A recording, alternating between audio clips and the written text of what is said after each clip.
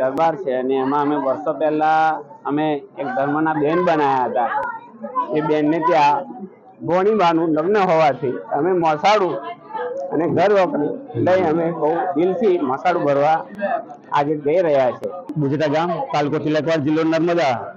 અમારા ગામ મુજેઠાને અમે આખું ગામ દરબારનું છે. અમે એક મુસ્લિમ બિરાદર તરીકે આજ રોજ અમારી એક ધર્મની બેન છે, એને ત્યાં અમે મસાળું લઈને એને કરિયાવર લઈને દીકરીનું અને એમનું કરિયાવરમાં રોક ત્યાં એને ઘર વખરી પણ લઈને એમ મસાળું પૂરું કર્યું છે અમે.